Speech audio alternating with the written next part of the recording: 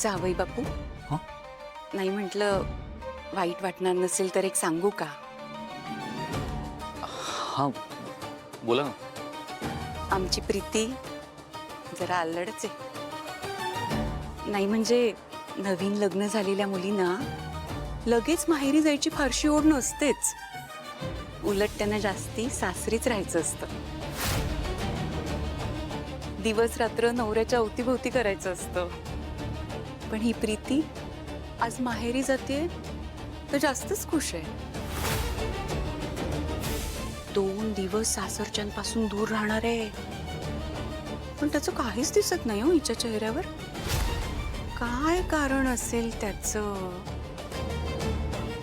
तिला ओढ कशी वाटत नाही हो तुमची? नाही म्हणजे तुम्ही सोड लावण्यात काही कमी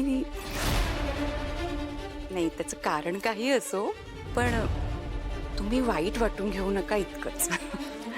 नाही. काय सुभद्रा ताई, सकाळी सकाळी काय विष घालवताय तुम्ही स्वराजच्या मनात? अहो ताई, हो काय बोलताय तुम्ही? माझ्याशी बोलताय? मी विष घालवते? अहो तुमचा काहीतरी गैरसमज होतोय. मी जावई बापूंना सांगते की आमची मुलगी लहान आहे, अल्लड आहे. संसाराची नीटची समज नाहीये तिला अजून, म्हणून तिला समजून घ्या इतकंच हक्काने समजावून सांगते मी माझ्या जावई बापूंना. यात काय पाप केलं मी? तुम्हाला काय बोळ्याने दूध पिणारी लहान मुलं वाटतोय आम्ही की वेडी वाटतोय? तुम्ही कुठले शब्द कशासाठी बोलताय ना हे चांगलंच ठाऊक आहे मला. टोमणे मारायचे नाही तर माझ्या भाच्याला, आधीच सांगून ठेवते. अगो प्रीती, अहो काही काय बोलताय तुम्ही ताई? अहो मी का टोमणे मारीन? अहो काय हे कुठलाही आरोप करताय तुम्ही माझ्यावर? आणि ताई तुम्हीच समजून घ्या ना. अहो आपण 4 पावसाळे जास्त पाहिलेत. संसार म्हणजे काय असतो हे आपल्याला माहितीये.